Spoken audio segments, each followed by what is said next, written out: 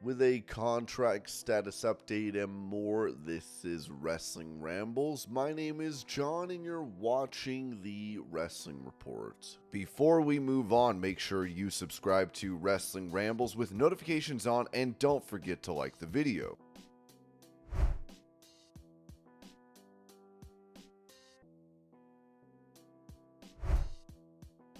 Going over a pro wrestler's talks with AEW, Ringside News wrote that former Stardom wrestler Bayne completed her tenure with the promotion on January 21st of this year, prompting speculation and anticipation regarding a potential move to AEW. Despite making appearances on AEW programming such as Dark Elevation, and Rampage in the past as an unassigned talent, Bayne's transition to a formal contract with AEW has not materialized yet, and it appears she is now in talks with AEW after becoming a free agent. According to a report from Fightful Select, despite previous indications that she was still associated with AEW, sources close to Bayne have clarified that she has actually been a free agent for some time now. Sean Ross Sapp confirmed through these sources that Bayne is currently not under contract with any promotion and is free to work anywhere she chooses. However, there have been developments indicating that AEW has reached out to Bayne recently. Discussions between Bayne and AEW have taken place, including some creative pitches being exchanged. At this point, it remains uncertain whether Bayne will ultimately join AEW, as no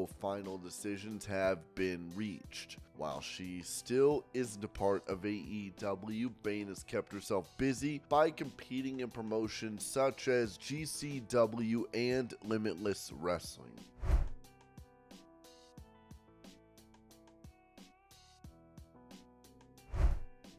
At the TJPWX Alexander Wang event, Wang Mania, Kanye West would make an appearance and even perform for fans.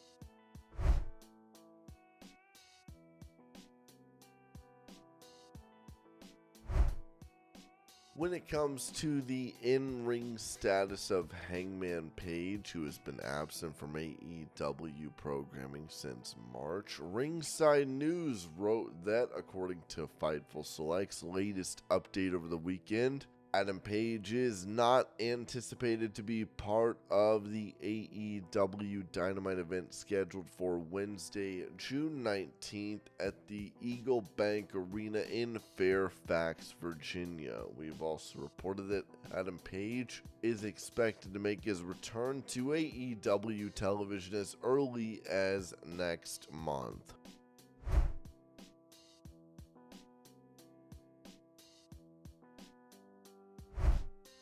Touching on the possibility of a return to WWE, AEW commentator Jim Ross noted on his Grilling JR podcast, "Well, you never know. Quite frankly, you never say never, especially in a business that has so few jobs available. That's not in my plans. They've gone younger. Could I contribute? Of course I could contribute, but that's just not in the plans right now. I love my role in AEW."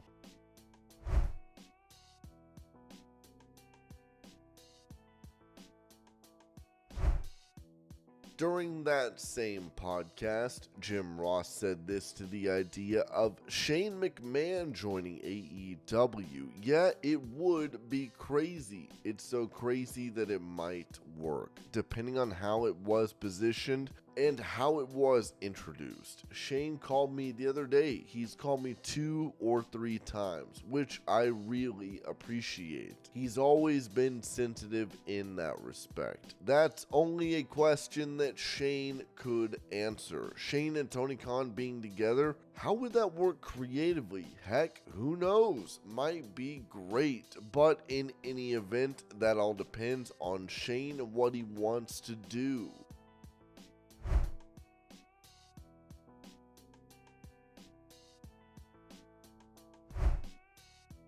Mentioning the legacy of the Nation of Domination, former member of the group Mark Henry said this to Fightful: "It's hard to argue. The best faction of all time. The first person that said something to me was Vince McMahon, and then Ron Simmons and The Rock both said, hey, you need to go down to the ring because they want to talk to all of us together." I'm like, all of us? Who is us? Then Dwayne proceeded to tell me that, yeah, it's going to be my thing. I'm going to bring you into the Nation to help us. I was like, oh, At first, I was the heavy, the fold your arms bodyguard type of dude. It was a surprise how they were making me. I just thought that I was going to go out there and do something with them, and it was like a one-off.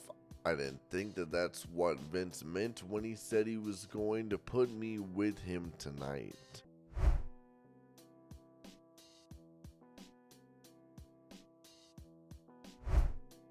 With WWE and TNA Wrestling collaborating recently, this was said about a future possible appearance, as Ringside News noted that one big star that comes to mind for an appearance is certainly TNA World Champion Moose. While speaking on Fightful Select's Backstage Report, Sean Ross Sapp noted that one WWE source mentioned that the company had shown interest in Moose years ago. TNA sources have been outspoken about Moose's desire to participate in crossover events. Despite this, Moose has been courted by WWE multiple times, even during periods when it may not have been appropriate. One WWE source that I spoke to mentioned Moose as somebody the company had interest in years prior.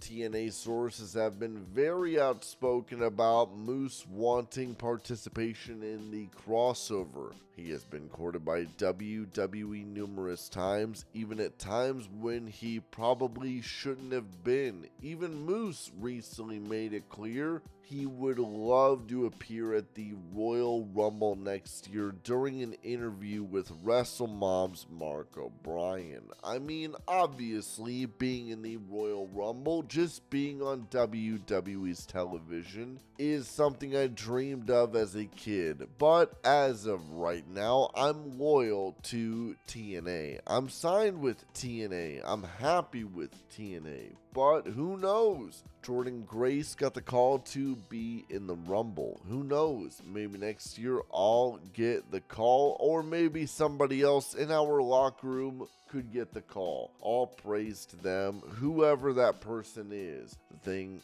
about our locker room, once somebody in our locker room achieves something so big as entering the Royal Rumble, it makes us all proud because we're all TNA.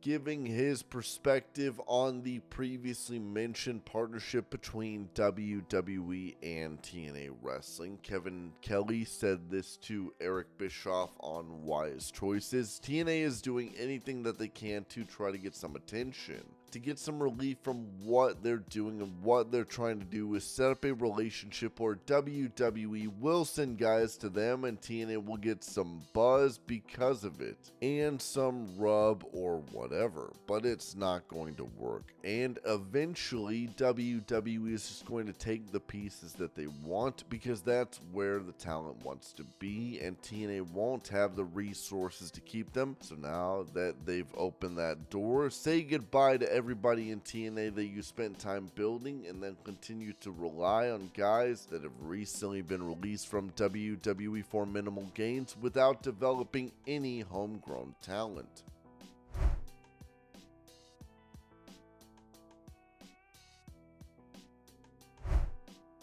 Following up on a post from X where she went over why her untouchable character did not pan out in WWE, Carmella posted a vignette stating it was her original vision for it.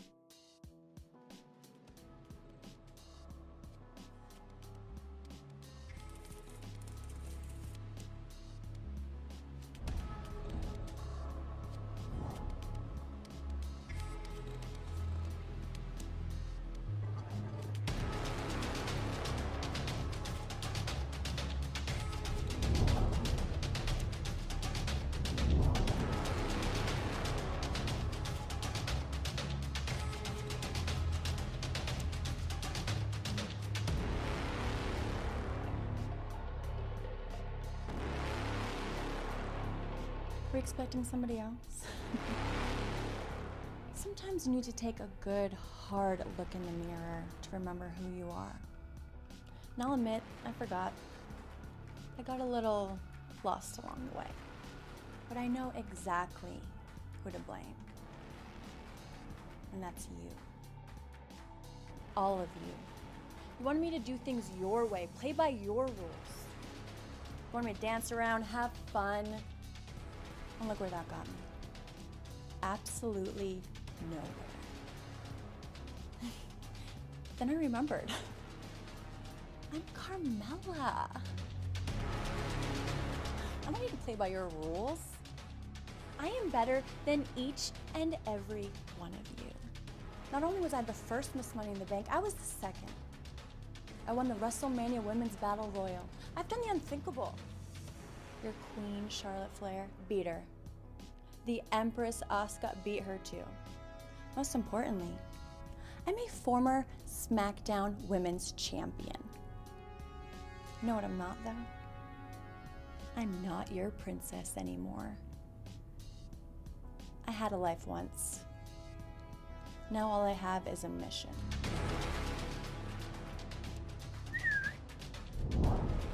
And this time, I'm untouchable.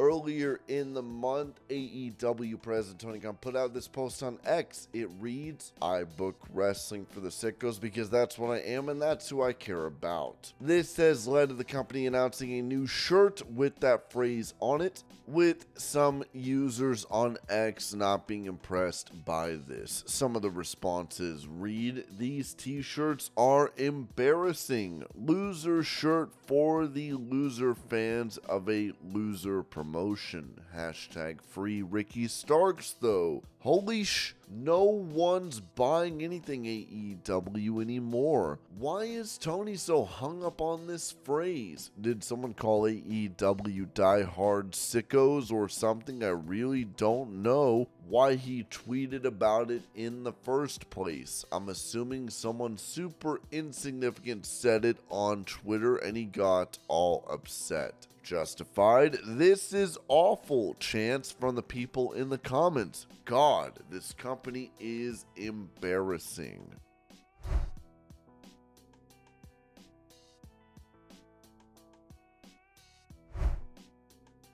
As AJ Styles was announced for a non-WWE match in Japan, Ringside News added that, as previously reported, Pro Wrestling Noah and WWE announced that AJ Styles will face off against Naomichi Marufuji at Noah Destination 2024 on July 13th at Budokan Hall, and fans are hyped for the match for good reason. While speaking to Tokyo Sports Cyberfight director Takeda, who oversees the promotion, talked about the negotiation process between WWE and Noah. He stated that participation in the show were done through ABEMA, the internet television network that broadcasts shows for both promotions. Takeda mentioned that after receiving a positive response to Shinsuke Nakamura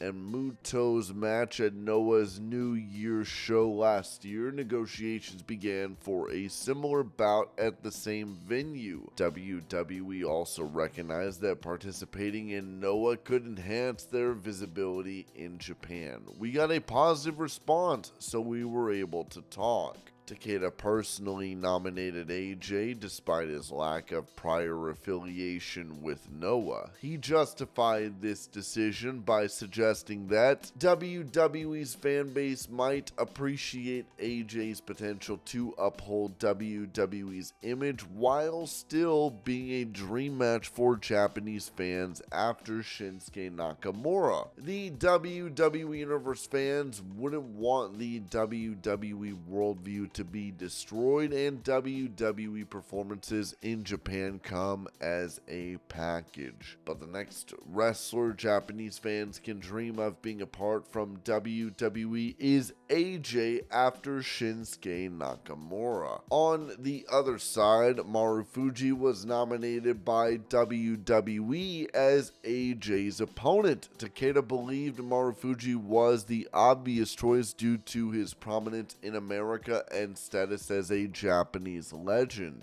bolstered by Noah's presence with their pay-per-views in the United States. It was like there was only one choice. If there's a Noah wrestler who's well known in America, it's got to be Marufuji. He's a Japanese legend. I think it also has to do with the fact that there are pay-per-views for Noah over there. Noah recently announced plans to strengthen ties with WWE, with Takeda hinting at further developments to enhance their relationship. Fans can anticipate more surprise appearances by international superstars in future events. There is still a lot more to be done regarding strengthening our relationship. We can look forward to more surprise appearances by superstars in the future.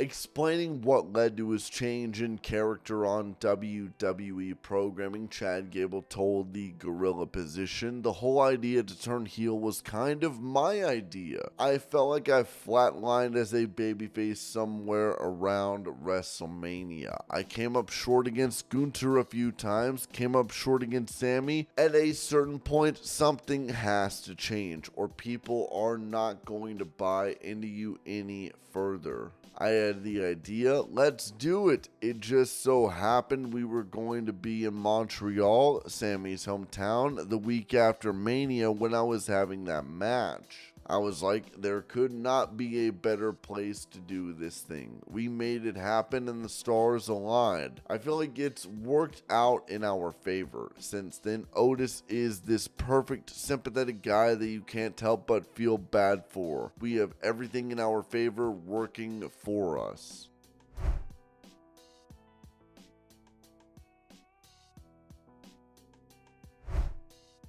In a legal update on a former WWE star, Ted DiBiase Jr., Ringside News wrote that former WWE superstar Ted DiBiase Jr. has faced significant legal troubles recently, which have cast a shadow over his wrestling career. Earlier this year, DiBiase was implicated in Mississippi's largest fraud case and has already pled guilty to one count of conspiracy. While all charges have not been fully adjudicated, the majority of allegations against DiBiase appear to hold weight. If he manages to prove his innocence on the remaining counts, he could avoid a maximum sentence of 45 years in prison and substantial financial penalties. Originally, the trial was scheduled for July, but it has now been rescheduled to January 2025. This delay provides DiBiase with additional time to prepare his defense, but it also prolongs the uncertainty surrounding his legal situation.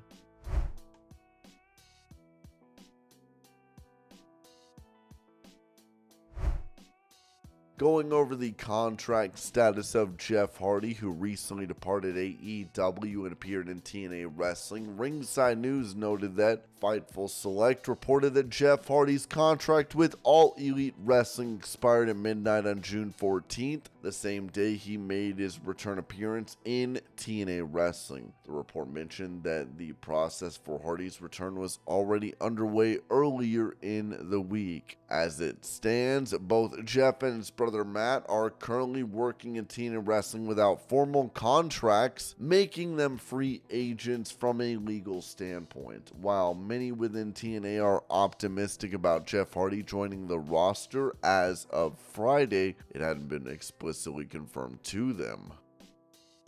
And this was your pro wrestling news update. I hope you're all having a great day. Thank you so much for watching, and I will see y'all later.